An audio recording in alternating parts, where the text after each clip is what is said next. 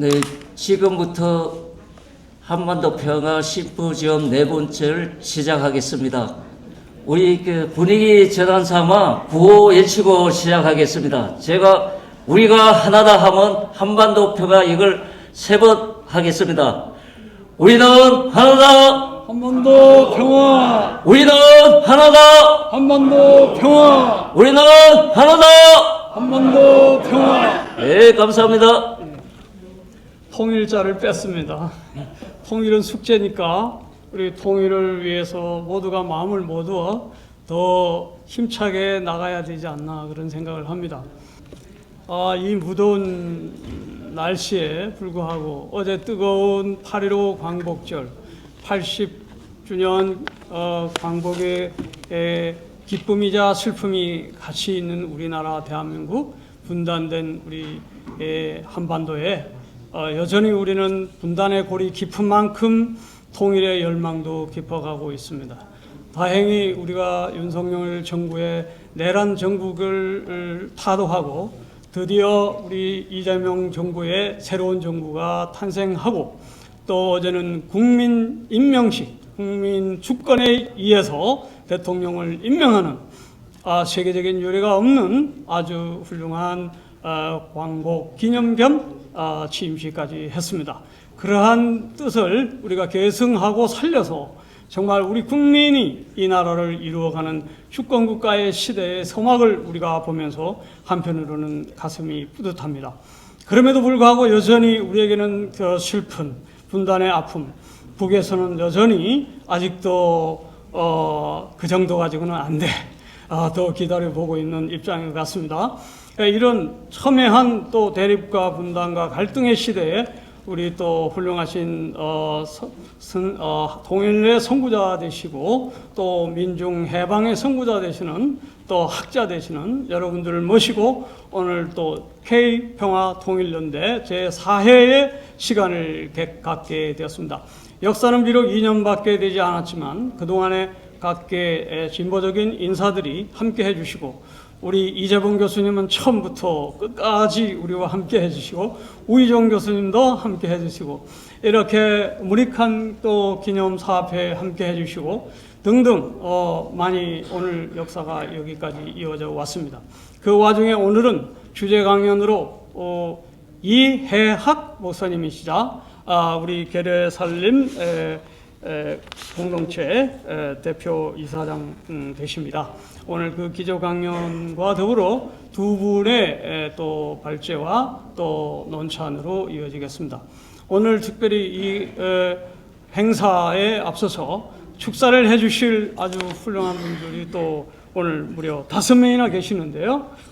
이재정 전 통일부 장관님께서는 외국 갔다가 오신 지 얼마 안 돼서 그 축사를 또 대신 우리 또 가름해 주는 걸로 우리 김영덕 씨알술래 대장이자 저와 함께 공동대표를 이끌어가고 있는 김영덕 대장입니다. 힘찬 박수로 한번 소개해드리겠습니다.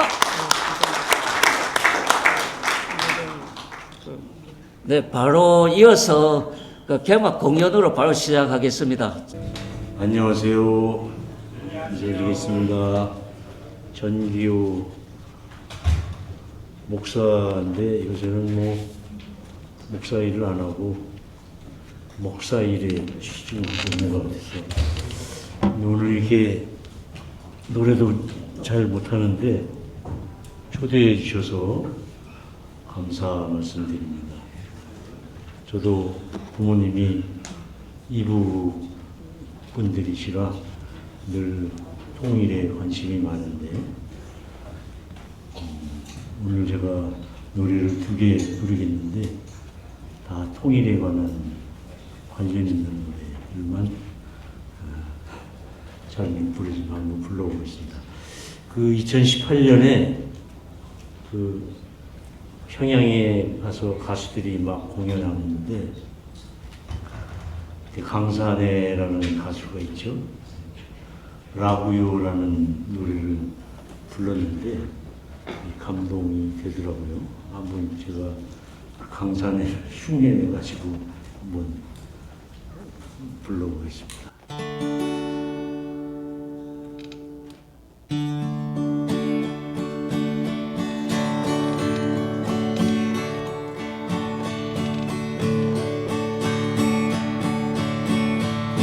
낭낭 푸른 물에 젖었는 뱃사공을 볼 수는 없었지만 노래만 너무 잘하는 건 내 아버지 레파토리 그 중에 18번이기 때문에 18번이기 때문에 고향 생각나실 때면 소주가 필요하다 하시고 눈물로 지새우시던 내 아버지 이렇게 얘기했죠. 죽기 전에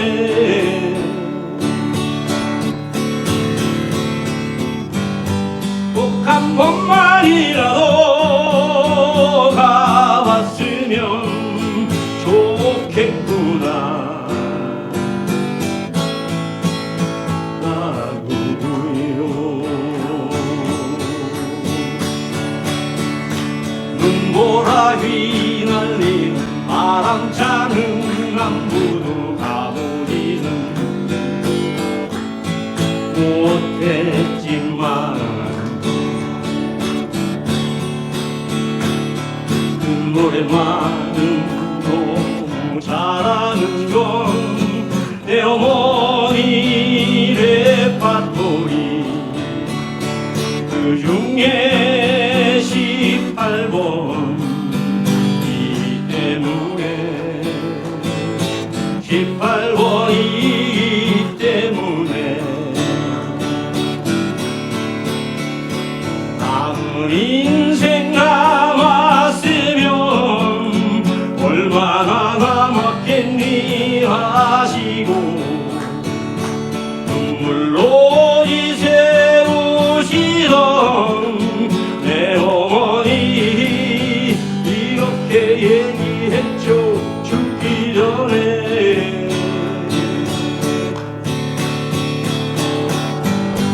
꼭 한 번만이라도 꼭 한 번만이라도 꼭 한 번만이라도 가봤으면 좋겠구나 라고요.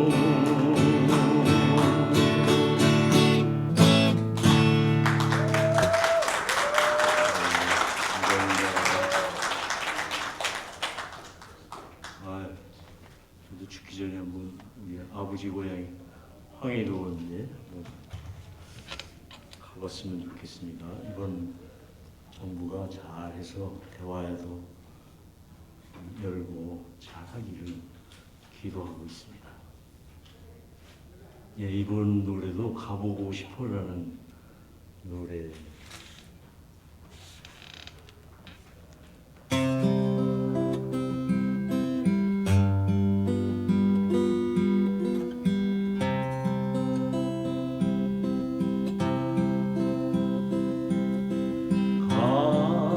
가보고 싶어 꿈이라도 좋아 금강산 넘어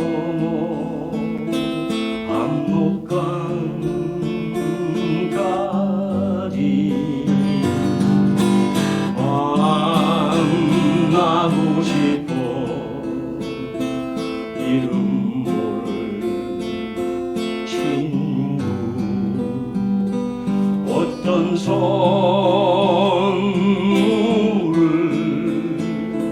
참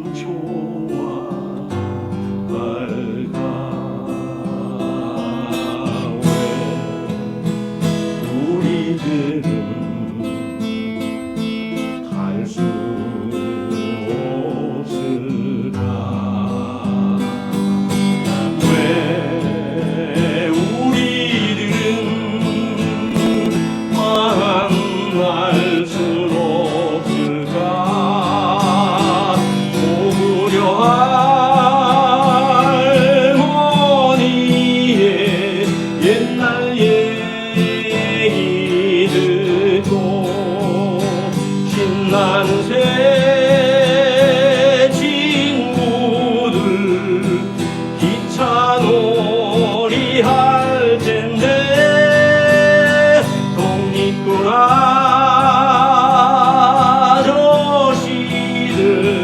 말 달리는 소리 백두산 꼭대기에 힘찬 노래 울릴 텐데 가보고 싶어 어깨 동무하고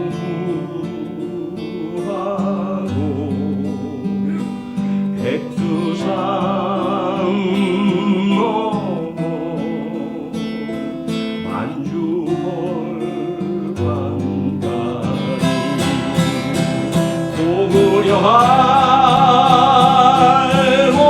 할머니의 옛날 얘기 듣고 신나는 새 친구들 기차 놀이 할 텐데 독립군 아저씨들 말 달리는 소리 백두산 꼭대기에 힘찬 노래 울릴 텐데 가보고 싶어 어깨 동무하고 백두산 넘어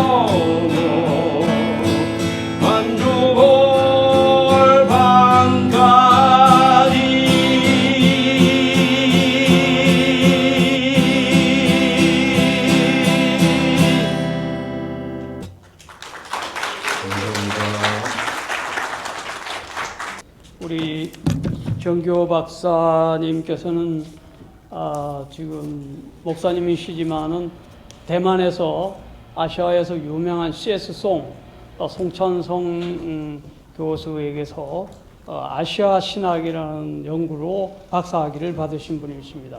또 일본어도 능통하시고 중국어도 능통하신데 이번에 아주 기념비작을 하나 또 책을 번역하셨어요. 기무라 고이치라고 한일 반핵 비핵 협의회 일본 대표 양심적 목사이자 양심적 지식인으로서 우크라이나와 소련의 러시아의 그 전쟁 참사를 직접 우크라이나 가서 참관하시고 책을 쓰셨습니다.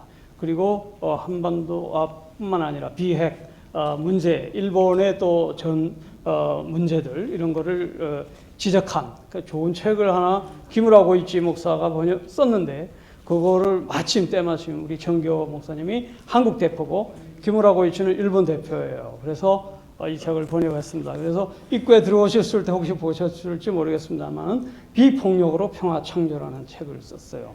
그래서 이 책이 시중에 이제 나간 지 얼마 안 됐습니다.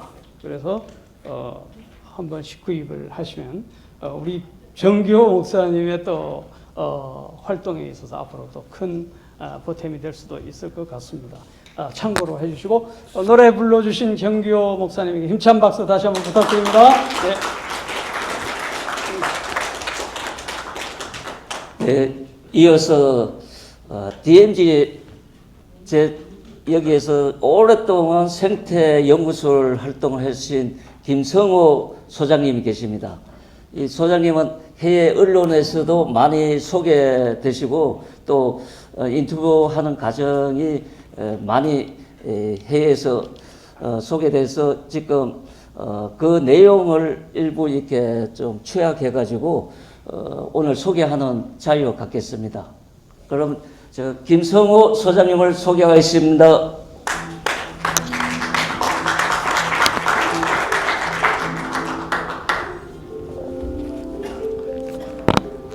원래 CN에서 60분 방영했던 건데 잠깐 요약을 했습니다.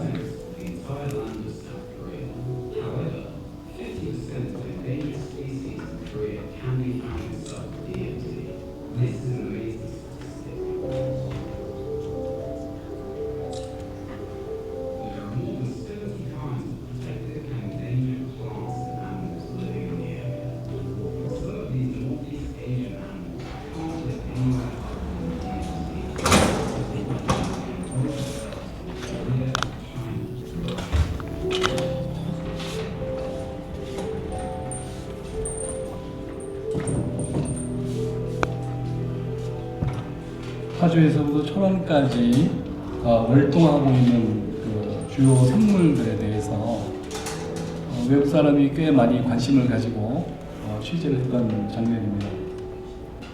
여기는 이제 한탄강입니다. 철원의 한탄강이고요. 여기는 파주의 민동선인데 장강만도 저입니다. 비무장들 처음 출발하는 집이 001 비행금지 편만 있는 장소가 바로 여기입니다.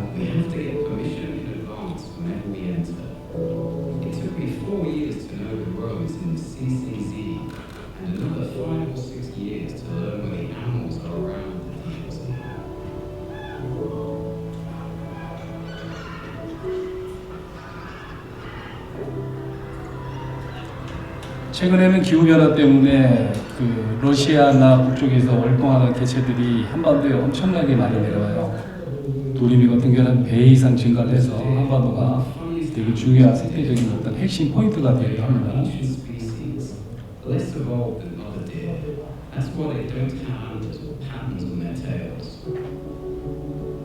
이 고라니는 양찌각하고 바로 우리나라만에 있는 아주 독특한 동물 중에 하나입니다.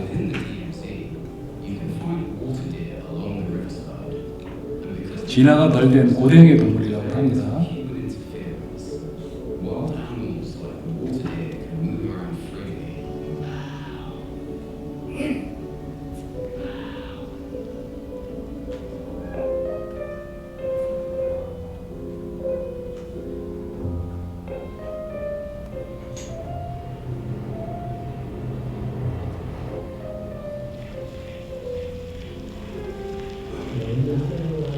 여기는 철원의 토교 저수지입니다. 아마 보시면 아주 장관이 펼쳐질 겁니다.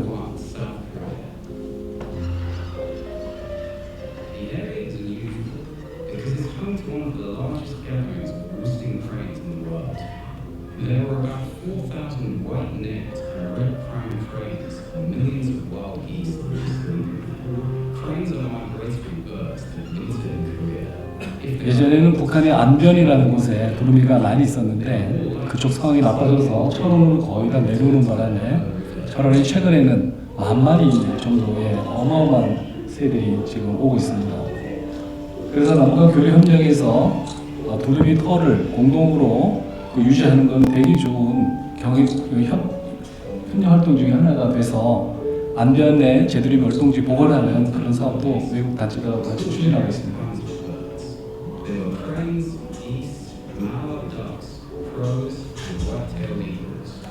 얘는 멸종위기 1급입니다. 물고기를 좋아해서 강이 있는 곳에서만 얘가 나타나는 그런 새입니다. 흰꼬리 수리입니다.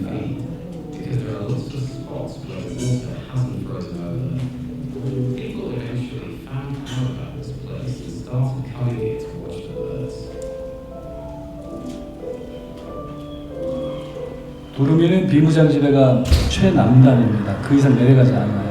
비무장지대가 없었으면 아마 저 두루미도 멸종했을 거라고 학자들은 예측을 하기도 하죠.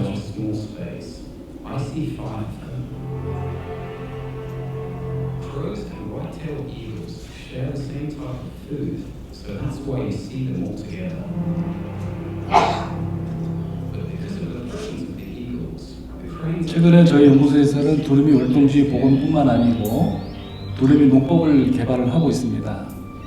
동물하고 사람하고 공동의 공간을 활용하는 그런 기법들을 연구를 하고 있습니다.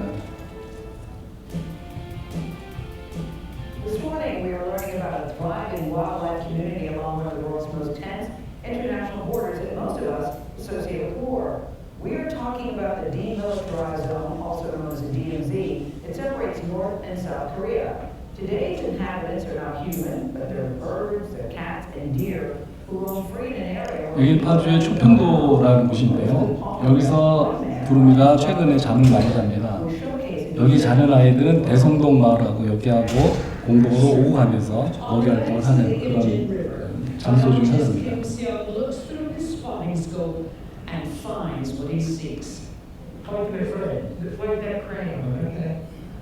A family of endangered white-naped cranes is feeding nearby. Just across the 러시아 암록에서 번식한 이 친구들이 동아시아를 이동을 하는데 5개 국가에 이들이 오고 갑니다. heavily 두루미는 러시아, 중국, 북한, 우리, 일본. 그래서 동북아시아 5개국의 두루미 정상회담을 하자고 제가 그 통일부 연구 가시할 때 제안을 하게 됐습니다. word life which thrives in the peace of what's technically a war zone. 70 years ago, the Korean War pitted U.S. and South Korean soldiers against the Chinese. In 1953, the fighting ended. 아마도 비무장지대를 갔다 오신 분은 아시겠지만 이 엄청난 전쟁에 초토화된 땅이 온대땅 생태계가 복원되는 그야말로 너무너무 아름다운 장면들이 있습니다. 저희들이 강화에서부터 고성까지 조사를 하면서 나는 이 일을 하면서 큰 축복을 받았다는 생각도 하고 있어요. 그래서 통일이 되면 이 공간을 어떻게 할 건가 지금 구체적으로 우리가 논의하고 규정을 해놓지 않으면 통일이 된 이후에 이 공간이 사라질 가능성이 높다고 저는 생각을 해서 매우 많이 고민도 하고 있는 장소 중에 하나입니다. Creatures that live here for years, including the amazing Korean water deer with its vampire-like fangs, rare sea eagles, and 결국은 우리가 남북이 통합이 됐을 때에 DMZ도 어떻게 규명하고 결정되느냐가 결국은 전체의 한반도 통합의 역사의 복원에 중요한 내용이 아니겠나 생각을 합니다. So I think this is a very rich source that Korea is very fortunate to have. In 2019, Donald Trump and North Korea's leader Kim Jong-un met. 이거 비슷한 장면이 또 만들어지지 않을까 생각이 들기도 합니다. 기대를 하고 있고요. Which could open this pristine area to development. Instead, Kim tells his students and anyone else who will listen, the best money 연구소에서 지도하는 친구들인데 지금까지 아이비리가 한 120명 정도 갈 정도로 꽤 열심히 연구하는 친구들이 청소년 연구팀이기도 합니다. near the DMZ, South Korea.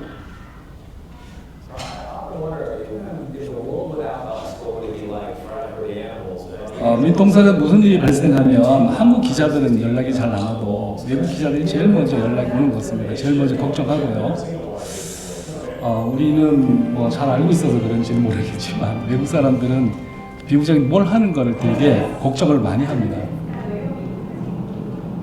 韓国各地から集まった11人の高校生向かうのは北 저희가 일사단 통일대교를 들어가는 장면인데 찍지 말라는데 일본 사람이 몰래 찍은 것 같아요. 検問所には軍人の姿民間人がここから先に入るには事前の許可と厳しいチェックを受けなければなりません 중부지방에 존재하고 있는 비무장지대는 생태계 보고인데 생태계 보고라고 말만 이야기되어지는 것이 아니고 너무나도 많은 생물이 살고 있어요. 저희들이 조사하면서 멸종위기종, 그 다음에 미기록종, 법적 보호종들이 대단히 많이 있어서 이 공간을 어떻게 개념지고 인식하느냐가 결국은 남북한의 공동의 공간을 어떻게 이용할 수 있냐의 어떤 방안도 만들어지지 않을까 생각을 합니다. 南北それぞれ幅2キロにわたる非武装地帯です鉄条網や高圧線で何重にも囲われ地雷も埋まっています軍人以外人の出入りはほとんどありません周辺地域も民間人の立ち入り 일본이 분단의 책임 있는 국가임에도 불구하고 와서 또 이 취재하고 이야기하는 게 아이러니이기도 합니다. 手つかずの自然が残ることになったのですマナツルやツキノワグマといった普段は目にすることのできない動物や 최근에 반달 가슴곰이 발견이 돼서 외신 기자들이 엄청난 관심을 가졌던 상황입니다. 生息する動植物はおよそ6000種類に上りますキム・スンホさんこの地域の自然に関する研究所の所長を務めていますここに残る動植物の生態を知ってもらいたいと10年以上前から若者たちを案内しています地域の生態を説明することでこの素晴らしい生態系を 생태를 평화의 도구로 쓰자고 계속 이야기하고 설명하고 있는 중입니다.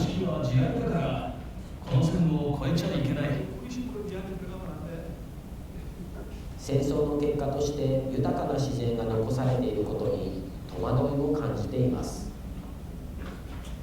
韓国のムン・ジェイン大統領は昨日行った演説で非武装地帯周辺について世界的にも 문재인 대통령까지 이렇게 외신계에도 관심을 갖다가 지난 3년에는 한 번도 이런 취재가 온 적이 없고 문의 온 적도 없습니다. 최근에 지금 정부가 바뀌고 난 다음에 독일에서 취재 온 내용입니다. 지난달 내용입니다.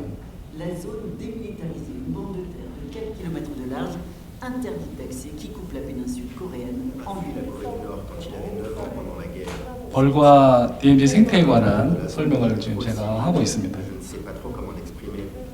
D'une certaine façon, j'ai l'impression d'être un peu plus proche de mon père. C'est un sentiment qui apaise mon cœur, qui lui ne peut pas aller au nord. Kim Song-ho a l'habitude de travailler au milieu du chant des oiseaux et des bruits sourds des tirs d'entraînement sud-coréens. Il travaille pour l'Institut de recherche écologique de la DMZ. Depuis plus de 20 ans, il étudie l'évolution de cette réserve naturelle créée par la guerre. À l'échelle de la péninsule coréenne, la DMZ représente seulement 1,8%. 광복 80년 KBS 라디오 캠페인 밸류업 대한민국.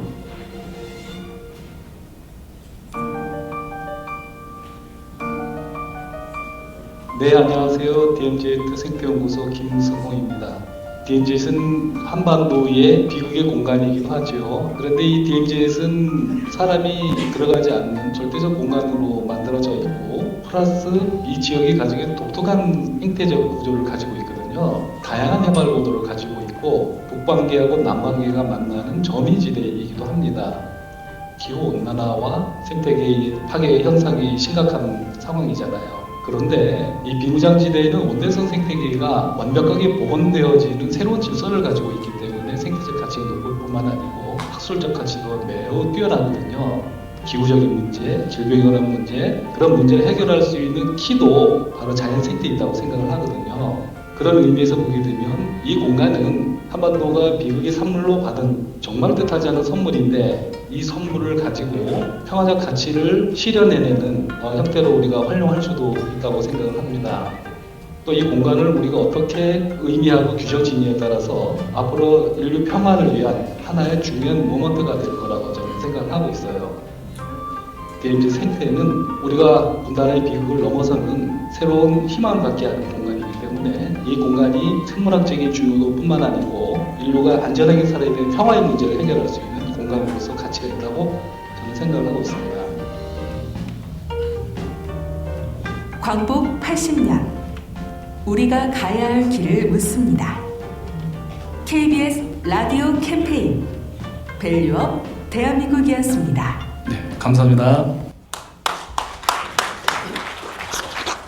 우리 김승호 DMZ 생태연구소 소장 김승호 소장님께 다시 한번 힘찬 박수를 드리겠습니다. 고맙습니다. 우리 K평화통일연대가 출범할 때부터 공동대표로 이렇게 같이 출범하셨는데 행사 때마다 항상 귀한 자료를 제공해 주시고 놀라운 발표를 해주고 있습니다. 아시다시피 김승호 생태소장님은 국내보다는 CNN, BBC까지, CBS, 일본까지 전 세계적으로 더 많이 알려져 있습니다. 앞으로 생태 분야 최고의 권위자로서 우리에게 더욱더 좋은 자료들을 많이 제공해 주시리라 믿습니다. 감사합니다. 네, 그 다음 축사로 이어지겠습니다. 네, 축사로 이제 시작하는데 이재정 전 통일부 장관님이 오늘 이 자리에 참석을 못했습니다. 그래서 제가 대독을 하는데 맨 마지막 순서로 하고요.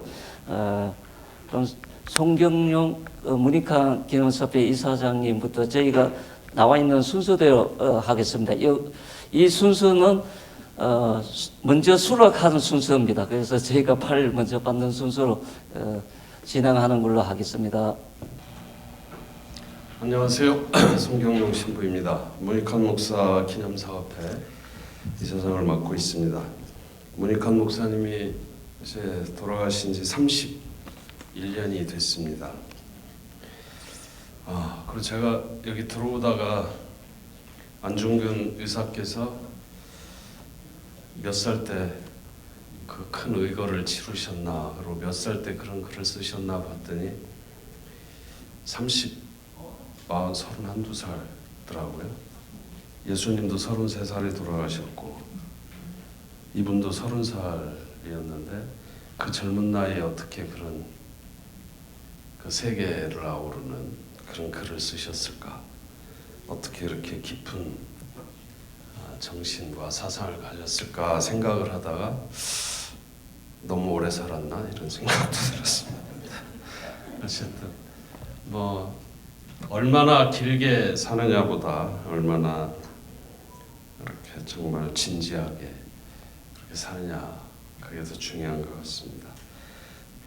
가끔 그런 질문을 받습니다. 제가 기념사업회 이사장을 맡고 있기 때문에 내일도 방송국에 뭐 인터뷰가 예정이 돼 있는데 미리 보낸 질문지에 늘 하는 질문이 이런 어려운 상황에서 문익환 목사님이 계시다면 어떤 말씀을 하실까요? 라고 하는 물음이 늘 빠지지 않고 있어서 제가 준비를 해왔습니다. 그래서 내일도 그 얘기 할 텐데요. 첫째는 문익환 목사님은 주체성을 늘 강조를 하셨습니다. 김일성 주석과 만남에서도 민족의 자기 주체성을 굉장히 강조를 하셨죠. 그래서 문익환 목사님은 통일은 민족의 생명선이다 이렇게 말씀하셨습니다만, 그래서 오늘 이렇게 계시다고 한다면 지금 이렇게 경색된 남북 관계 속에서도 그는 문익환 목사님은 외부의 어떤 환경 또는 변화를 기다리기보다는 우리 민족 스스로의 힘으로 주체적으로 평화의 길을 열어가야 한다고 말씀하셨을 것 같습니다. 문익환 목사님이 남기신 글에 이런 글이 있습니다. 외세가 만든 분단의 틀 안에서 희망을 찾을 수 없다. 우리 민족이 스스로 만나고 화해할 때 길이 열린다 라는 글이 있습니다. 두 번째는 전쟁이 지속되고 갈등이 반복되는 이 국제 정세 속에서도 평화를 선택하는 용기를 촉구하셨을 것 같습니다. 냉전과 군사적 긴장이 격화될 때도 문 목사님은 평화를 위한 예언자적 목소리를 감추지 않으셨습니다. 지금 미-중 갈등, 또 북한과 미국의 대치, 동북아 불안 속에서도 이렇게 말씀하실 것 같습니다. 힘의 논리와 무기의 경쟁은 우리를 살리는 길이 아닙니다. 서로의 두려움을 넘어 먼저 손을 내미는 용기가 역사를 바꿉니다. 라고 다시 한번 우리들에게 말씀해 주실 것 같습니다. 세 번째로 목사님은 고통받는 민중과 약자의 자리에서 언제나 말씀을 하셨습니다. 어떤 노동자가 또는 철거민이 고통을 받는 자리에 가장 먼저 달려가셔서 가장 오래 함께 해주셨습니다. 그래서 전태일 열사를 이 땅에 오신 예수님이라고 말씀하셨기도 하셨고요. 수많은 열사들이 수덩이가 된 열사들의 시신을 껴안고 바라보기도 힘든 그 처참한 모습임에도 불구하고 목사님은 그 몸뚱이를 껴안고 기도해 주시고 함께 통곡하기도 하셨습니다. 그래서 문 목사님 언제나 민중의 눈으로 세상을 보셨습니다. 지금도 제재와 대결 속에서 고통받는 북한 주민들, 또 불안과 혐오 속에서 살아가는 우리 남한 시민들을 바라보며 이렇게 말씀하셨을 것 같습니다. 평화는 지도자들의 정치적 계산에서 오는 것이 아닙니다. 아기를 안고 굶주림에 시달리는 어머니의 눈물 속에서, 젊은이의 분노 속에서, 노동자의 한숨 속에서 평화를 찾아야 합니다. 네 번째, 문 목사님은 늘 신앙인의 언어로 희망과 화해의 길을 선포하셨습니다.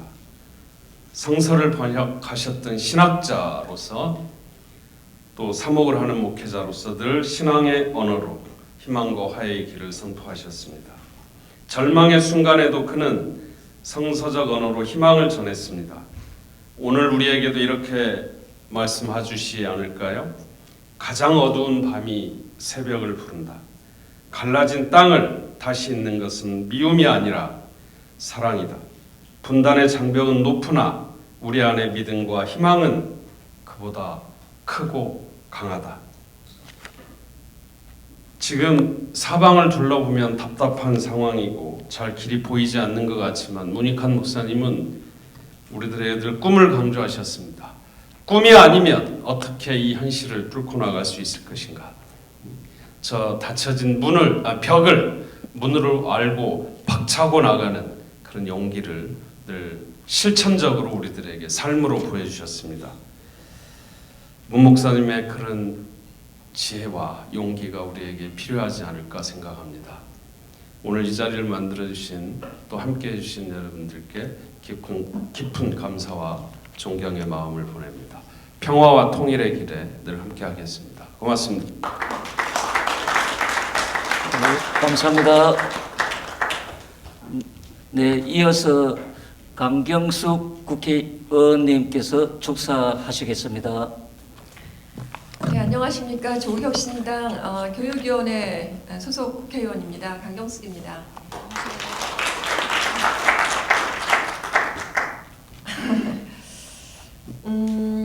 오늘 주제가 평화통일연대이지 않습니까?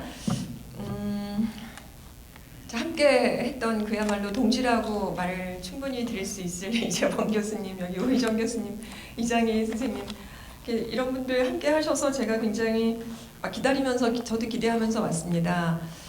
오늘 굉장히 좀 뜻깊은 이런 논의가 있는 자리가 될 것을 믿고요. 굉장히 아까 인사 말씀드리면서도 생각을 되게 많이 했는데 여러분 같은 이런 선배님들 그리고 이렇게 끈질기게 이 평화와 연대를 계속 목소리를 내어주시는 이 진짜 그러니까 여러분 혹시 중꺽마라고 들어보셨나요? 김태우가 중일마 얘기했었잖아요. 중요한 것은 일본의 마음이라고. 그런데 사실은 중꺽마죠. 독립운동가들이 품고 있었을 중요한 것은 꺾이지 않는 마음. 그 마음을 끝까지 이렇게 품고 평화와 통일과 연대를 계속 말씀해 주시고 이렇게 목소리를 내주시는 분들 진짜 존경하고 제가 요즘에 정치를 하면서 느끼는 것이 좀 좋은 버릇인지 나쁜 버릇인지는 모르겠는데 저분이 진짜인가 가짜인가 그런 걸 자꾸 생각하게 돼요. 정치를 하다 보면 정치적 퍼포먼스로 보여주기 위한 행위들이 있고 진짜 진심을 다해서 하는 행위들이 있더라고요. 제가 자꾸 그런 걸 생각하게 돼요. 그러면 나는 진짜인가? 나는 껍데기인가? 껍데기는 가라라고 말한 시인도 있는데 진짜인가? 계속 그런 생각을 합니다. 여기 계신 분들 진짜 이런 평화와 이런 그런 가치를 중요하게 생각하면서 함께 하시는 거라고 믿습니다. 요즘에 여러분 그 광복 80주년이라서 어제 광화문에 가셨었나요? 광화문에 국민 임명식도 하고 또 그저께는 국회에서 전야제 80주년 광복 전야제를 또 국회에서 잔디밭에서 2만 명이 넘게 모였다고 합니다. 그야말로 지금 정부도 바뀌고 이 축제의 분위기가 이제 우리에게 굉장히 뭔가 이렇게 차오르는 희망의 미래를 바라보게 되고 품는 그런 이제 기운이 자꾸 이렇게 솟아나는데요. 정말 이번 정부가 성공해서 우리가 너무나 간절하게 앙망하는 이 평화가 한반도에 이제 뿌리 내리기를 간절히 바랍니다. 저는 정말 제가 80년대 대학을 다녔던 사람인데요. 한반도의 그 질곡의 가장 핵심은 분단이라고 저도 지금도 그런 생각이 계속 들어서 마음이 아려요, 실은. 한반도의 이 허리 잘린 그 분단의 아픔을 생각하면 아직도 독립이 된 것 같지가 않아요. 사실 제가 이제 전야제 때 14일 날 그 김구 선생님의 일대기를 쭉 이제 이렇게 훑어보는 그런 세미나를 했는데 정말 이렇게 하나 된 한반도를 원하시지 않았습니까? 그분도. 그러니까 이렇게 우리가 아직 이런 현실을 어떻게 조금 애써서 타개해 나갈까가 우리에게 숙제인 것 같습니다. 그 류신이라고 하는 그 작가가 압구정전에서 길은 아무것도 길이 없었는데 누군가가 한 발짝을 딛고 걸어가니까 뒤에 몇 명이 따라오고 하다가 길이 열렸다고 하지 않습니까? 이제 길을 이렇게 열어가고 그러다 보면 길이 크게 나고 그 길로 미래 세대들이 다니게 되는 그런 일들을 계속적으로 꺾이지 않게 해나가기를 간절히 바라는 마음이 있습니다. 그리고 국가보안법 제7조부터 폐지운동 가열차게 하시는 분들이 있는데요. 사실 우리나라는 아직도 사상의 자유가 보장되어 있는 것 같지가 않아요. 그죠? 스스로 자기 검열을 많이 하지 않습니까? 뭐 통일 얘기를 하거나 평화 뭐 이런 남북관계 얘기를 하면 스스로 되게 움찔할 때가 있어요. 저 스스로도 그렇거든요. 제가 너무 소심해서 그런지 모르겠는데 그런 형해화돼 버린 필요 없는 그런 법들 좀 없애 나가고 새 시대로 다시 좀 열어갔으면 좋겠다라는 소망을 이 자리를 빌어 말씀을 또 드립니다. 그리고 저는 이제 조국혁신당인데요. 어제 그저께인가 어제죠. 어제 이제 새벽 12시에 조국 대표님도 출소하셨어요. 8개월 만에 나오셨는데 80주년 또 광복이고 중국에서는 쌍파를 굉장히 희망이라고 럭키하다고 본다는데 어쨌든 저도 조국혁신당 소속의 국회의원으로서 할 일들을 제대로 찾아서 시간 낭비하지 않고 열심히 한번 해보겠다라고 하는 약속 드리고요. 마지막으로 제가 이제 써놓은 인사말 한 구절만 읽도록 하겠습니다. 초당적 국회에서는 초당적 협력을 통해서 한반도 평화 정착과 통일 기반 조성을 위한 입법적인 노력을 아끼지 않겠습니다. 그리고 평화는 정치적 이념을 초월한 민족의 영원이자 인류의 보편적 가치이지 않겠습니까? 그 노력을 여러분과 함께 어깨동무하며 지치지 않게 꺾이지 않게 함께 나가겠습니다. 약속드립니다. 고맙습니다.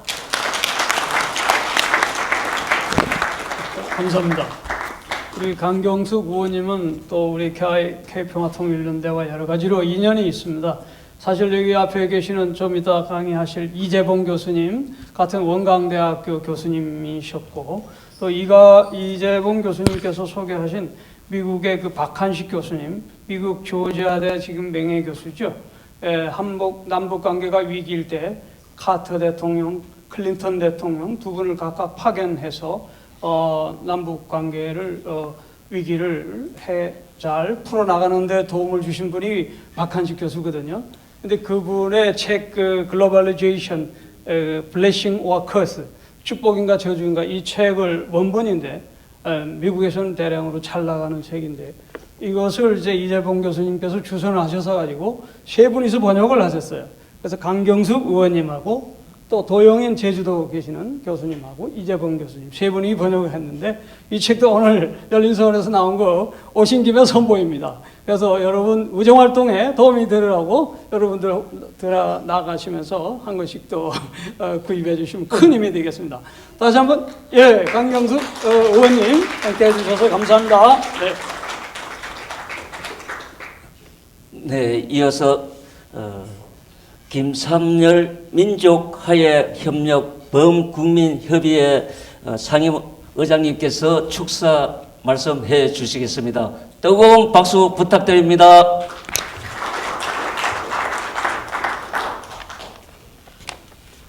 민족화해협력 범국민협의회보다는 전 독립유공자 유족회 회장으로서 축사를 해 올리겠습니다. 오늘 진행되는 광복 80주년 한반도 평화 통일을 향한 시대적 소명이라는 심포지엄은 시기적으로 매우 적절한 행사라고 생각하며 여러분들에게 다시 한번 감사의 말씀을 드립니다. 특별히 올해 광복 80주년은 민족 자주의 출발점을 기념하는 중요한 이정표로 우리 민족의 개국기념인 홍익인간 정신이 발휘되어 80년을 이어온 친일 반민족 세력들에게 경종을 울리고 헌법의 가치인 민주주의를 확고히 세운 광복절입니다. 그러나 아직도 친일 반민족 세력들은 교활한 말장난으로 조국과 민족에게 극심한 고통을 주고 있으며 정전체제는 평화체제로 전환되지 못한 채 광복 80주년을 맞이하는 것도 오늘의 실정입니다. 올해 광복 80주년은 단순한 기념을 넘어 우리의 민족의 숙명적 과제이며 오늘의 시대 정신은 평화 통일을 향한 우리들의 역사적 책무를 되새기는 날이 되어야겠다고 생각합니다. 우리는 지금 우리 민족의 가슴속 깊이 면면이 이어온 정의와 평화의 정신으로 새로운 민주평화 정권을 창출하였고 정의롭고 자유로운 대한민국을 만들기 위해 처절한 노력을 기울이고 있습니다. 우리 민족은 저력은 위대했습니다. 동학 농민혁명도 그랬고 3.1 만세운동이 그랬습니다. 4.19 학생혁명이 그랬고 5.18 광주 민주화운동이 그랬습니다. 또한 촛불혁명이 그랬고 오늘의 빛의 혁명이 그렇습니다. 우리 민족은 나라가 어려울 때면 여지없이 분연히 들고 일어나 역사의 물꼬를 바꿔온 그러한 민족입니다. 이제 우리 민족의 K민주주의는 세계 평화를 위한 이정표가 되었습니다. 한반도 평화와 통일은 단순한 정치적 과제가 아닌 우리 시대의 역사적 소명이며 다음 세대를 위한 책임입니다. 이제 분단의 고통을 넘어 평화 공존의 새로운 80년을 준비해야 할 시점입니다. 한반도 분단은 민족을 분열시켰고 민족 정체성 회복의 길을 막았습니다. 평화 통일은 민족 공동체 의식을 회복하는 길이며 남북의 자원과 기술을 결합하여 경제적 시너지가 경이적으로 확대되어 글로벌 국제 강국으로 갈 수 있는 유일한 길입니다. 그래야만이 한반도 평화가 동북아의 안정과 글로벌 평화에 이바지할 수 있습니다. 우리의 시대의 소명은 확실합니다. 나라를 잃었을 때 시대 정신이 독립운동이었다면 지금의 시대 정신은 평화 통일 운동입니다. 그렇다면 오늘의 시대 정신은 우리가 무엇이겠습니까? 다시 한번 평화 통일의 기치를 올리고 그러한 마음으로 함께 해야 할 절호의 기회가 왔다고 생각합니다. 이를 위해서는 무엇보다 정체를 감추고 교활하게 사회를 혼란으로 몰아가고 있는 토착 위기들과 반민족적, 반통일적 세력들의 준동을 막아내는 운동을 지금 시작해야 합니다. 특별히 올해 광복절 80년은 단절된 역사를 잊고 새로운 미래로 갈 수 있는 절호의 기회가 주어진 축복의 광복절입니다. 이제 모두 역사를 바르게 정립하고 조국과 민족의 행복한 미래를 향한 평화통일운동에 모두 함께해 주시기를 부탁드리겠습니다. 대단히 감사합니다. 감사합니다. 네, 이어서 이한용 남북민간교류협의회 이사장님께서 축사의 말씀을 해 주시겠습니다. 뜨거운 박수 부탁드립니다.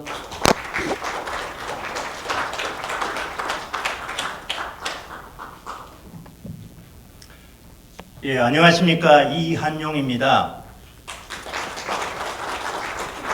저 속에는 남북민간교류협의회 이사장 이한용 해가지고 챗GPT에 쳐보면은 잘 소개되어 있습니다. 제가 오늘 모처럼 안중근 의사기념관에 오다가 이 앞에 안 의사님 동상 앞에서 잠시 묵념을 했습니다. 제가 한 3개월 전에 영화 하얼빈을 봤어요. 우리 협의회 이사님들과 그 영화를 봤는데 마지막 장면에 하얼빈 역에서 이등방문의 가슴을 향해서 총을 5발 명중시키고 한 6, 7발을 쏘신 것 같아요. 그리고 이제 일본 형사들한테 입틀막 대고 이제 이렇게 제압을 당했는데 그때 피를 토하며 외친 그 구호가 까레야 우라를 계속 외치다가 입털막 당했어요. 그 러시아 말로 이제 대한민국 만세라고 합니다. 그런데 결국은 이제 동양평화론을 법정에서 이제 주창하시고 형장에 이슬로 사라지고 의사님 무덤은 아직도 못 찾고 있습니다. 일본은 그놈들이 어딘가에 기록을 해두었을 거라고요. 안 했을 리가 없는 인간들이거든. 그런데 아직도 알려주지 않고 우리는 못 찾고 있습니다. 지금 해방 80년이라 그러지만 아이사님이 가신 지는 지금 120년 또 넘었죠. 120년 정도 됐는데 동양평화로는 아직도 아득합니다. 여하튼 그분이 외쳤던 자주독립, 이 자주라는 말이 정말 소중하다고 생각을 해요. 시간이 제약되어 있으니까 생략하고 모처럼 훌륭한 대통령이 나타났어요. 이분이 트럼프가 이제 주한 미군 그 비용을 지금 1조 한 3천억쯤 주고 우리가 내고 있는데 13조를 이제 내라. 안 그러면 미군 빼겠다. 이러니까 이재명 대통령이 지금 우리 1조 3천억 그것도 우리가 꼭 내야 되나? 그 뭐 철수해가 가도 상관없는 거 아니냐? 이렇게 이야기해서 그것도 아주 무난한 자리에서 공식적으로 한 건 아니고 무난한 자리에서 했는데 트럼프에게 충격을 줬어요. 미국에게 충격을 줬다고. 그 지금 뒷감당을 못 해가지고 상당히 우왕좌왕하는 것 같아요. 아직도 아무런 반응이 없어요. 미국에서. 얼마나 결정탑니까 그게. 그 다음에 전시작전권을 걸핏하면 미국에서 보수정권 시절에 자기들이 갖고 가겠다고. 너희가 알아서 지켜라. 우린 정시작전권을 갖고 가겠다. 이러면 보수정권 이명박 박근혜 시절에 아이고 안 됩니다. 가시면 큰일 납니다. 꼭 남아서 우리를 지켜주세요. 정 가져갈래 그러면 한 5년 7년 연기했다가 그때 봅시다. 그랬잖아요. 지금 우리 대통령 뭐라 그래요? 그거 이제 우리 받아와야 되는 거 아니냐? 그거 노무현이 했던 이야기를 지금 다시 하니까 미국 조야의 이 충격이 상당한 거예요. 이제 드디어 우리의 자주성의 시대가 이제 다가온다 이런 생각을 하고요. 제가 남북민간교류협의회에 한 20수년간 관여하면서 제가 남북 대화를 하고 지금 북한과 관계를 개선하려고 그러면은 여러 가지 학설 여러 가지 책 수백 권 속에 다 일리가 있지만 제가 요약해서 한 두세 가지 딱 이야기하겠습니다. 약속 지키면 됩니다. 약속. 91년도 남북 기본 합의서 대단한 선언이었어요. 보수정권 노태우 대통령이 발표했지만 그건 대단했고 남북한 유엔 동시가의 북방 정책 펼치고 이렇게 해서 북한에 대해서 충분한 약속을 했고 합의를 했어요. 우리 국회에서 비준 안 했어요. 6.15선언 그 대단한 선언 우리 국회에서 아직도 비준 안 했어요. 공식화 시키지 않았어요. 북한은 다 공식화 시켰죠. 그 다음에 14선언, 그 다음에 문재인 대통령의 4.27 선언, 9.19 우리 정부에서 한 번도 공식적으로 국회 통과도 안 시키고 합법화 시키지 않았어요.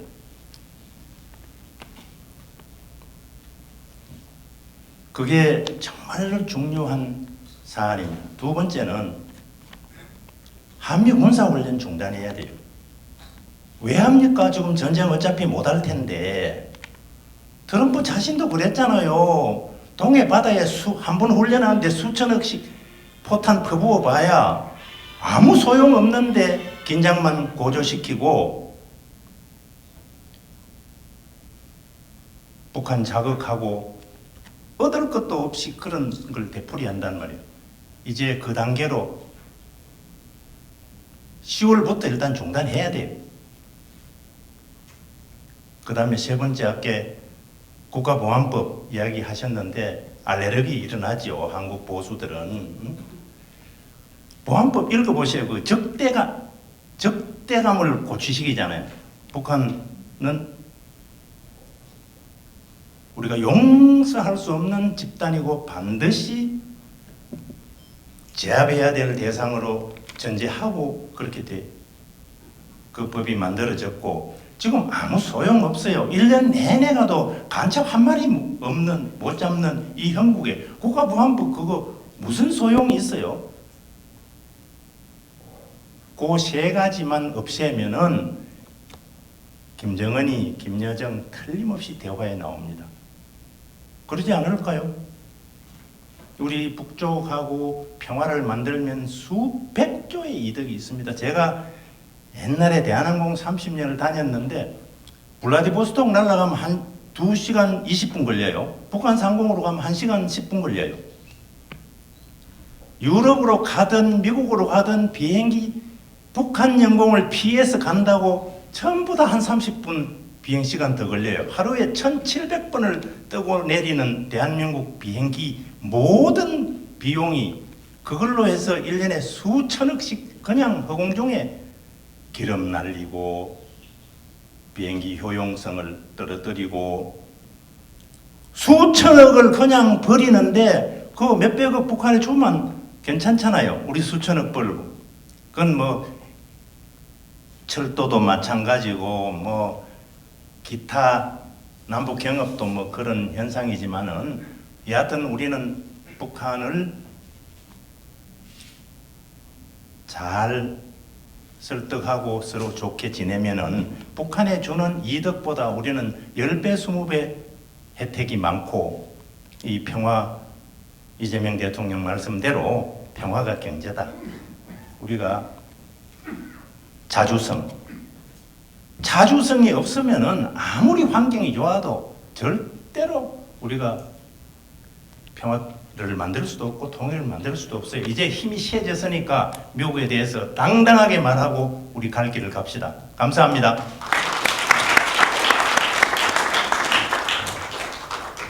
네, 이어서 좀 조정해가지고요. 기조 강연으로 바로 들어가겠습니다. 오늘 오신 모든 분들이 내빈들이셔서 일일이 내빈을 소개할 시간이 부족해서 바로 넘어가겠습니다. 오늘 오신 모든 내빈을 위하여 다시 한번 박수 드리겠습니다. 감사합니다. 제가 생각도 않게 피할 수 없는 일정이 뛰어가지고 순서를 바꿨을 뿐만 아니라 또 앞으로 해주실 선생님들이 다 내노라는 전문가이시고 제가 할 얘기를 다 그분들이 하실 거기 때문에 반복되지도 않도록 저는 장준하 선생님하고 긴급조치 1호를 제일 먼저 치고 들어가서 74년도에 안양교도소에서 함께 있었습니다. 뿐만 아니라 병동에서 같이 있었기 때문에 제가 늘 그분하고 같이 운동할 때 함께 걸으면서 많은 이야기를 나눴습니다. 그때 제가 그분에게 질문했습니다. 왜 선생님은 유독 많은 정치인들 중에서 그렇게 탄압을 받고 그리고 정치인들에게서 배관시되고 있고 그리고 항상 그 탄압에 타겟이 됩니까? 하고 물었습니다. 그때 장준하 선생님의 얘기는 나는 남과 북을 통으로 본다. 정치, 경제가, 문화가 통일을 목표로 하지 않을 때 분단, 이권을 즐기는 분단주의에 안주한다. 모든 정치인들은 거기에 머물러 있다. 나는 우리 조국을, 남북을 분단으로 보지 않고 통으로 보기 때문에 탄압의 대상이 되고 있다. 그런 말씀을 했습니다. 제가 87년도에 폴 슈나이시라고 하는 일본에 와 있는 아세아 선교사가 있었는데 그분이 저를 찾아와서 가깝게 지냈습니다. 그때 그분이 저한테 한 얘기는 한국은 부럽다. 왜 그러냐? 한국은 통일할 수 있는 가능성이 있지만 우리 독일은 통일할 수가 없다. 불가능하다. 그런 거예요. 이유가 뭐냐 하면은 뉴른베르크에서 이 국제재판을 할 때 이 전범 국가인 독일을 동서로 분단하기로 결정하고 그리고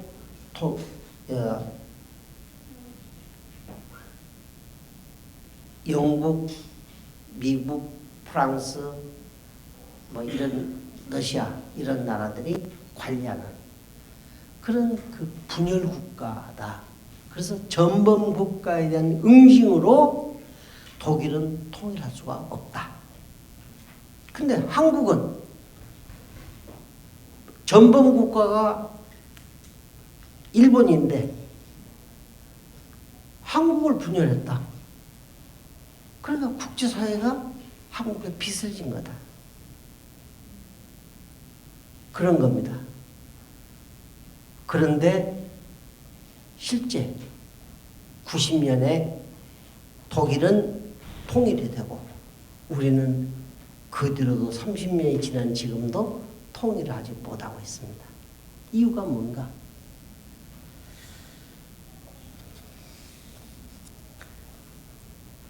저는 여기서 DMZ에 대한 생각을 좀 더 해봅니다. DMZ는 우리 민족의 고난의 원죄입니다. 모든 문제가 분단으로 인해서 남과 북이 고통을 받습니다. 이 DMZ를 팔아서 정치인들은 남북의 국민들을 탄압했습니다.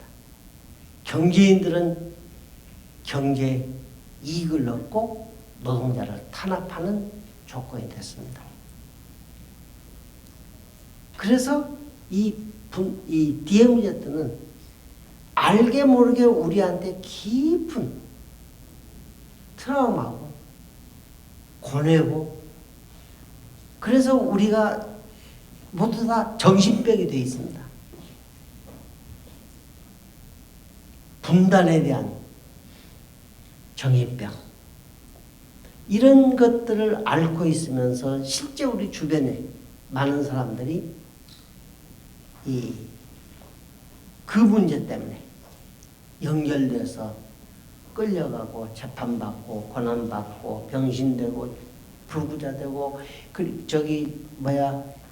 이혼하고 그리고 가정이 파괴되고 뭐 그러다가 죽어간 사람들이 너무도 많습니다. 그래서 이 DMZ는 우리 것이 아닙니다. 우리가 만든 것도 아닙니다. 대륙 세력과 해양 세력이 땅 따먹기 세계를 제패하기 위해서 서로 싸우다가 더 이상 싸울 수도 없고 피할 수도 없을 때 딱 마주쳐 잡은 것이 어린 양 같은 우리 한국 코리아를 붙잡아서 이걸 분단하고 휴전선이라고 그었습니다. 그래서 DMZ는 우리 것이 아닙니다. 이것은 세계의 죄악의 결과물이고 그리고 세계의 욕망의 결과물입니다. 그럼에도 불구하고 세계는 또 서로 넘나들면서 잘 살게 되는데 우리는 그 분단을 그것을 이념으로 바뀌고 그래서 이념 투쟁이 되고 그래서 남과 북은 더욱더 갈등이 심화되고 이것 때문에 일어나는 일 우리나라가 지금 이 해마다 쓰고 있는 군사 비용 이 비용의 3분의 1만 복지 자금으로 쓰면 얼마나 우리가 행복한 모든 학생들 대학교, 대학원, 뭐 박사 코스까지 다 무료로 할 수 있을 뿐만 아니라 온 국민 의료보험이 무료로 될 수 있는 이런 가능성이 있는 것들이 우리는 군사비로 쓰고 있고 그리고 미국에서 수많은 무기를 구입하고 그러면서 악순환의 반복을 거듭하고 있습니다. 그래서 저는 바로 이 고난의 원죄인 DMZ 이 분단이라고 하는 상황이 우리에게는 저주입니다. 그리고 모두 다 그것은 저주로 해석하고 있습니다. 그런데 저는 이것을 바꿔서 우리들에게 희망이다. 하느님께서 이 세계의 모든 많은 나라 중에 하필 우리나라를 택해서 이 분단 국가를 만들어 놓은 것은 다른 민족이 감당할 수 없는 이 세계적인 죄악을 우리 민족만이 청산할 수 있는 가능성이 있다고 믿으셨기 때문에 우리를 어린 양같이 담보물로 잡아서 세계의 휴전선을 만들어 주지 않았을까. 함께 이 문제가 해결이 된다면 우리가 이 문제를 정말 잘 풀어만 간다면 세계의 죄악을 청산할 수 있고 세계의 평화의 종주국이 될 수 있는 우리 그 생명의 진원지가 될 수 있다. 저는 그런 생각을 해왔습니다. 그래서 통일은 군사적인 문제로 해결될 문제가 아니고 경제적인 문제만 가지고 해결될 문제가 아니고 정치적 문제로만 해결될 수가 없는 궁극적으로는 정신적 결합, 혼의 합의. 너가 나고 내가 너다. 라는 남이 북이고 북이 남이다.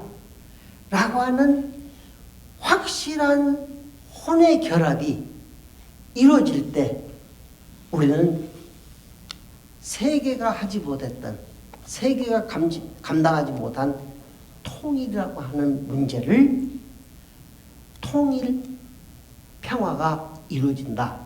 저는 그렇게 지금까지 믿고 제 생애에 상당한 부분을 통일운동에 매진하고 살았습니다.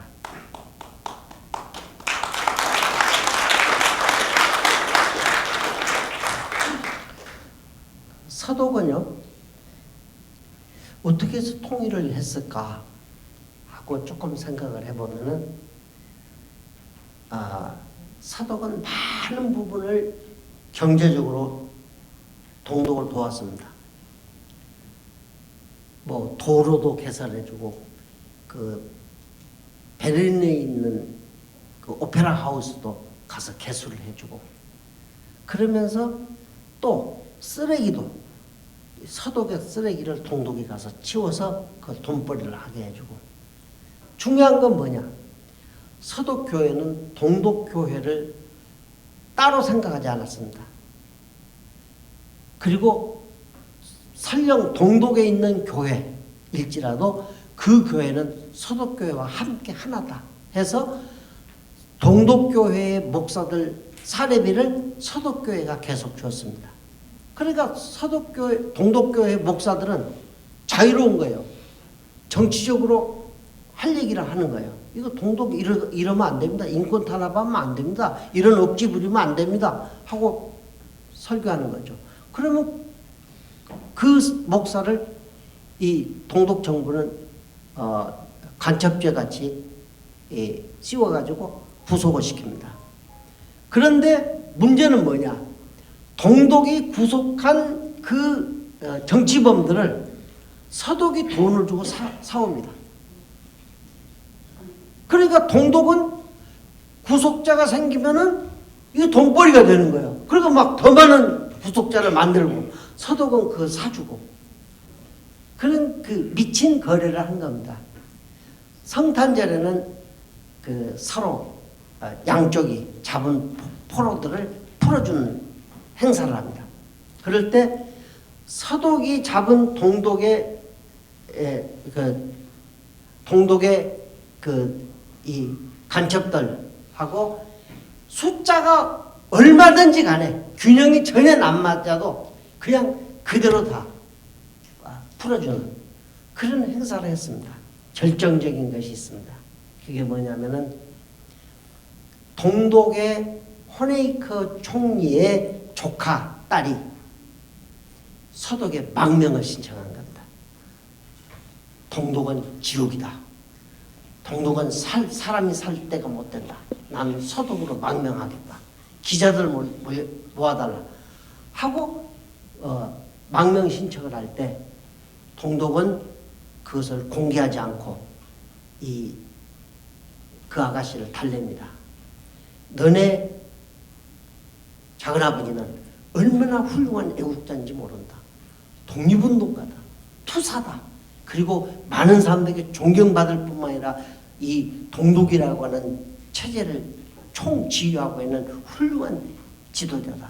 그런데 네가 이렇게 함부로 깽판을 치어서는 안 된다. 하고서는 기자회견을 안 시켜줍니다. 그리고는 동독에다 연락을 한다. 이 사건을 어떻게 처리할까 해서 동독과 서독이 비밀리에 그 문제를 가지고 만나서 합의를 합니다. 그게 뭐냐 하면은 우리가 아까도 얘기했습니다. 90년에 우리도 남북 기본 합의서가 있습니다. 아주 훌륭한 그 선언입니다. 그 선언만 이루어지면 우리는 지금 엄청난 발전을 했을 겁니다. 그런데도 지금은 쓰레기가 되어 있죠.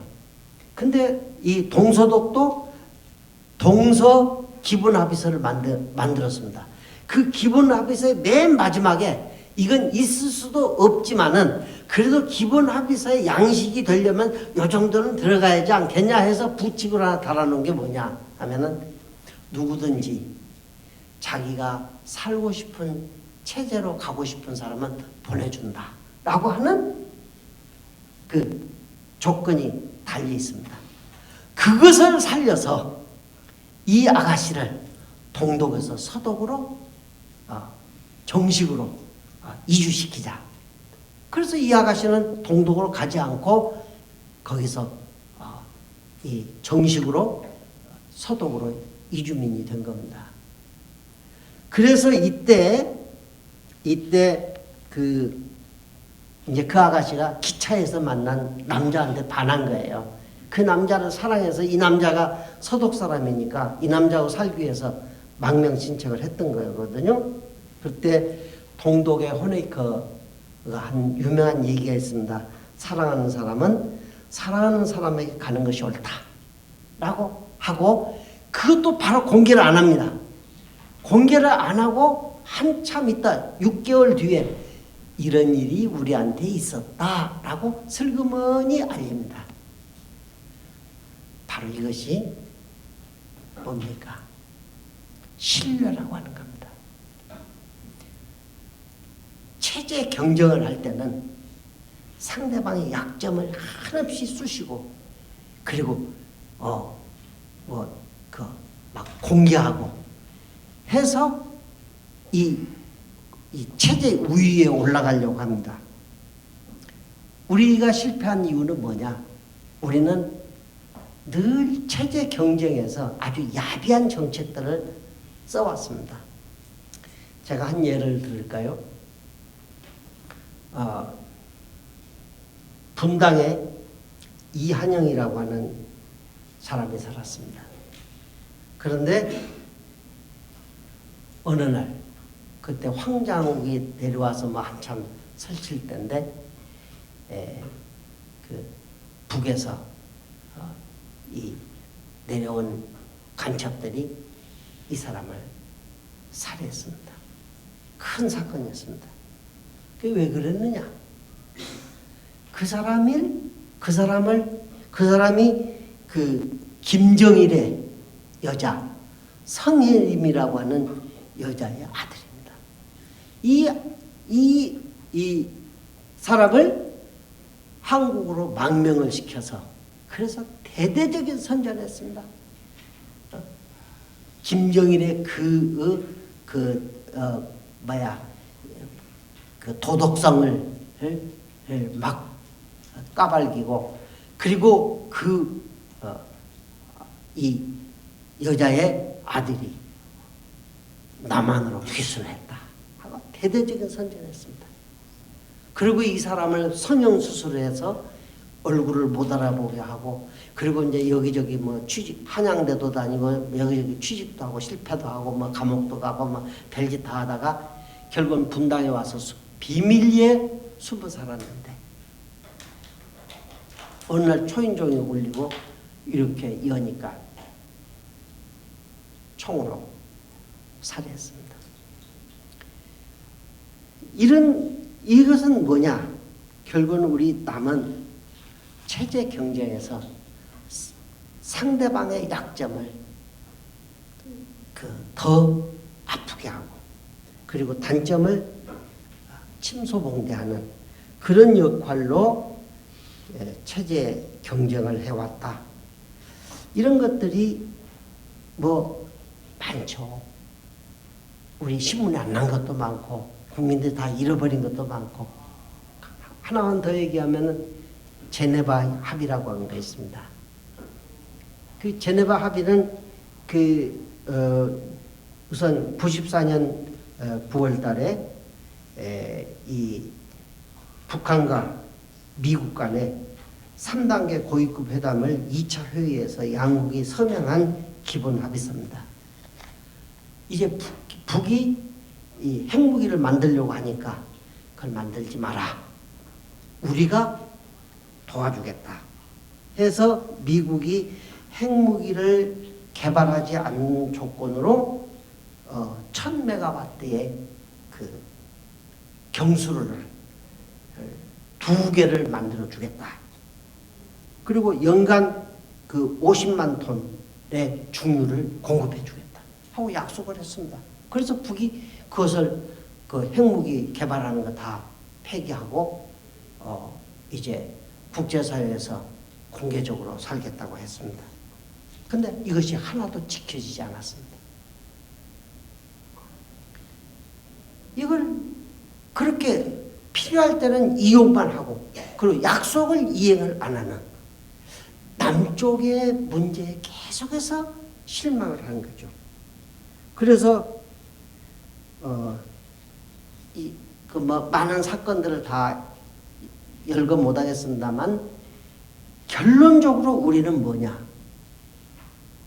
미국을 업고 또 미국의 그늘 아래서 북을 대하겠다는 우리는 자주권이 없습니다. 그래서 우리는 늘 미국의 지시와 미국의 그 거는 한계 속에서 북을 만나기 때문에 북에게 뭔가를 해줄 수 있는 능력이 없던 거죠. 그리고 모든 방법은 체제 경쟁입니다. 이 체제 경쟁에서 흡수 통일을, 우리 통일론을 많이 얘기했습니다.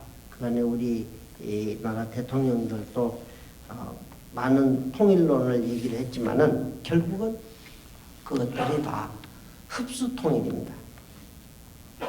그래서 이제 우리가 7.4 남북 공동 선언이 발표됐을 때 온 나라가 축제했습니다. 모든 음식점이 공짜로 주고 막걸리를 다 퍼놓고 밤새도록 마시도록 했던 그런 그 시절이 있었습니다. 그때 약속한 것이 자주 평화 민족 대단결입니다. 이것은 우리 민족의 큰 합의 틀입니다. 근데 바로 이 남북 합의서를 공동선언을 하고 나서 바로 남쪽은 긴급조치 시절 김대중을 일본에서 납치하고 막 이 탄압을 강조하면서 체제 강화를 시키면서 긴급조치 시절이 돼버렸습니다. 그리고 북도 따라서 사회민주주의 헌법을 만들면서 독재 체제로. 그래서 남과 북이 결국은 이런 합의를 국민들한테는 하고 실질적으로는 독재 강화 체제로 가버린 거죠. 그러니까 우리는 실패, 어떤 통일로 단계적 접근하는 것이 아니라 자꾸 멀어지는 거죠. 결국 문재인 대통령이 평양에 가서 수십만 군중을 놓고 연설을 할 정도로 좋았던 시절이 있었습니다만 남이 하나도 북에게 해준 것이 없습니다. 북과 미국이 서로 교류하고 그리고 대사를 파견하고 그래서 북으로 하여금 이 미국이 옥죄어놓은 국제관계의 단절 그리고 무역 단절 이런 옥쇠를 풀어줘서 북이 일반 국가로 살아갈 수 있도록 해야 하는데 점점 옥죄어서 악의 축이다 해놓고 그 옥죄니까 북은 살 수 있는 길은 핵무기로밖에 살 수 없다. 그래서 핵무기를 가일차게 만들어간 겁니다. 그래서 우리는 이렇게 수많은 기회가 있었음에도 불구하고 실패를 하고 그리고 통일에 멀어져서 이제는 어디까지 왔냐? 북이 남쪽과는 우리는 민족도 아니다. 그리고 지금까지 외쳤던 통일 우리는 다 포기한다. 앞으로는 통일 안 한다. 하고 선을 딱 그어버렸습니다. 그래서 오늘 여기서 무슨 얘기를 할 수 있을까? 사실은 없습니다. 확실하게 얘기할 수 있는 건 통일은 없습니다. 통일은 안 됩니다. 며칠 전에 저 임상훈 교수님 강연하는데 통일은 우리 후손에나 기대해 봅시다 하는 얘기를 하시더라고요. 우리 김삼열 대표님은 뜨거우셔가지고 금년을 광복 80주년을 자주의 출발점이다 라고 선언을 하셨는데 우리가 정말 자주 합니까? 가장 중요한 것은 국민의 생명권을 보장하는 것. 이 군사작전권입니다. 세상에 아무리 약한 나라들도 다 군사작전권은 자기들이 가지고 있습니다. 근데 우리는 그 작전권을 노무현 대통령이 그렇게 똥심을 써서 뺏어놓은 것을 이명박이 1년을 미루고 그리고 박근혜가 다시 무효화시켜버렸습니다. 반납해버렸습니다. 그것이 그냥 반납했습니까? 미국이 그렇게 하라고 시켜서 반납한 거죠. 그러니까 결국은 우리는 미국의 목숨을 다 맡기고 사는 그런 존재들이 돼버린 거죠. 그러면 북이 왜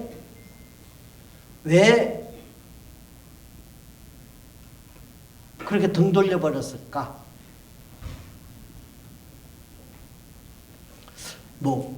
고물자를 많이 안 보내줘서 그럴까?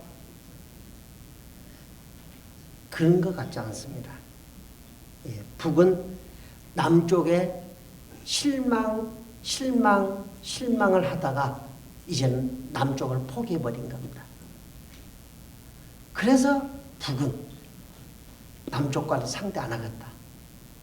모든 지금 민간단체, 북 지원하는 단체들도 전부 흉무입니다. 할 일이 없습니다. 선배들 중에 정말 그 통일을 위해서 일하신 선배들이 있죠. 김구 선생은 4.8선을 베고 죽을지언정 분단 안 된다 그러셨고, 여운형 선생은 대단한 패기였습니다. 우리나라에 탁구와 정구와 축구 이런 걸 도입하고 최초로 세계 IOC 위원으로 활동하신 분입니다. 그런 분이 이 조선건국준비위원회를 만들고 좌우 합작, 분단은 절대 안 된다. 남과 북은 하나로 가야 한다라고 하는 것을 그렇게 외쳤는데, 결국 그분을 죽이기 위해서 11번의 테러를 했는데 죽이지 못하고 12번째 해화동 노타리에서 결국 저격을 해가지고 살해시켰습니다. 그리고 그 범인은 결국 경찰 보호 속에서 풀려나고, 그때 여운형 김규식 선생이 이랬습니다. 우리는 한 위대한 혁명 투사를 이뤘을 뿐만 아니라 유일 목표인 신국가 건설을 위하여 전 민족이 합작으로부터 완전 통일에 나아감을 최후 목적에 도달하기를 제창하여 이에 최종까지 노력하던 지도자를 상실하였다. 곧 민족 전체의 손실이다.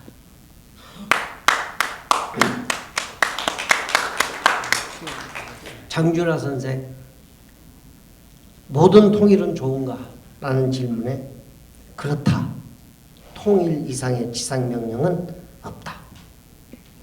조봉암 선생이 진보당 창당도에서 이렇게 얘기했습니다. 남북통일은 우리 민족의 지상명령이라고 선언했습니다.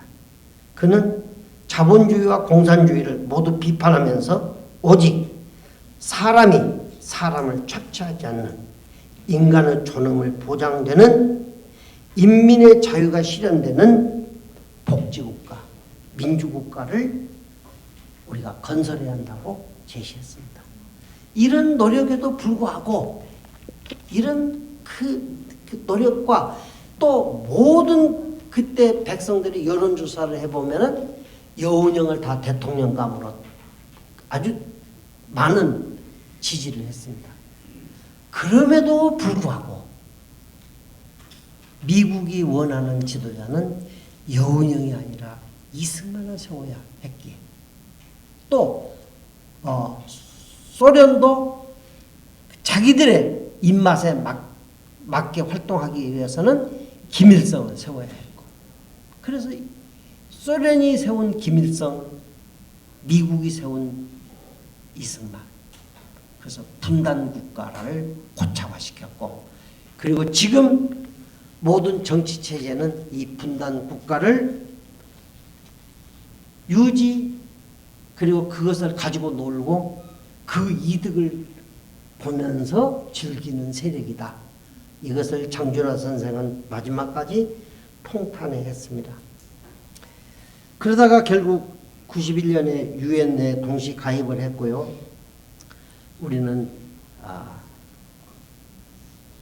분단이라고 하는 건 이제 요원해버린 입장에, 아니 통일이라고 하는 것은 요원한 입장에 와 있습니다. 평화하지만 통일이 없는 평화 없습니다. 통일을 피하고 평화로 가는 길은 없습니다.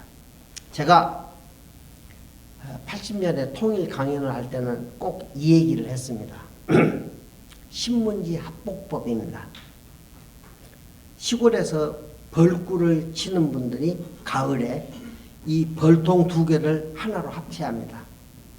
하나로 합치기 위해서 이 벌통을 부어 놓으면 하룻밤 자고 나면 다 죽어버립니다. 벌은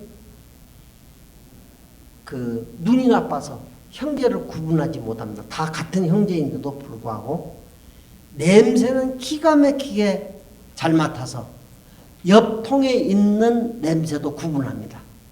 그래서 냄새가 다르면 적이라고 생각하고 밤새 물어뜯어서 서로 죽여버립니다. 그래서 시체만 남습니다. 그래서 이 벌통 치는 분들이 신문지를 가운데 놓고 먼저 있던 벌을 여기도 이쪽에 놓고 나중에 오는 벌을 한쪽에 놓고 신문지 구멍을 빵빵 터놓고 한 며칠 있다가 신문지를 빼면 한 마리도 죽지 않고 그대로 삽니다.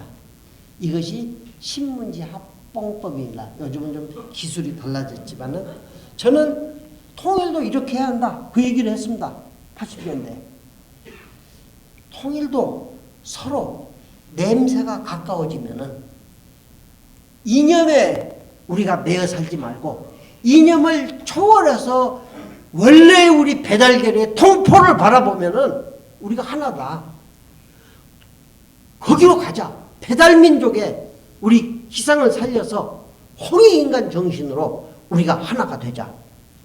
그런 얘기를 했는데 그때 우리 그 통일운동하던 젊은 친구들이 뭐 이름을 대면은 알만한 사람들입니다.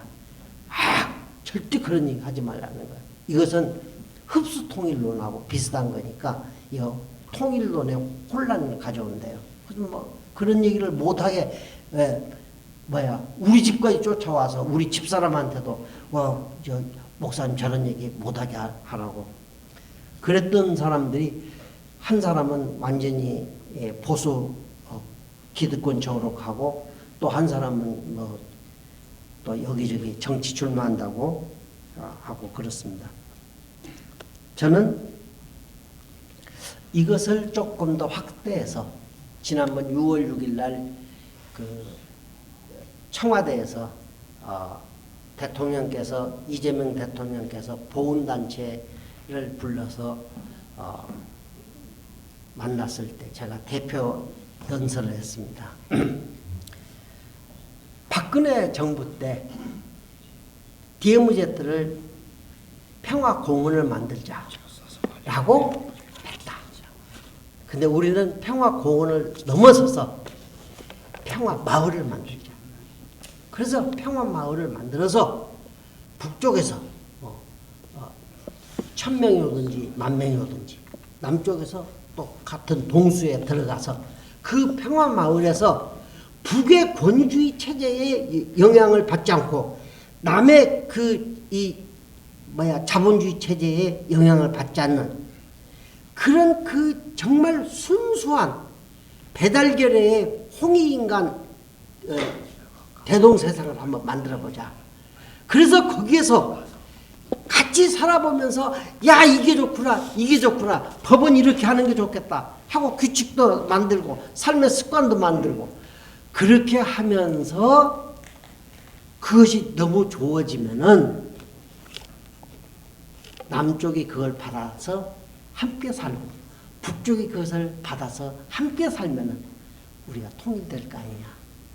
통일이 너무 안 되고 어렵고 꼬이고 도저히 이제는 가능성이 없어질 때 지금 저기서 탄다고 하는 미국에 계신 박한식 박사님이 한 통일론이 바로 그런 겁니다.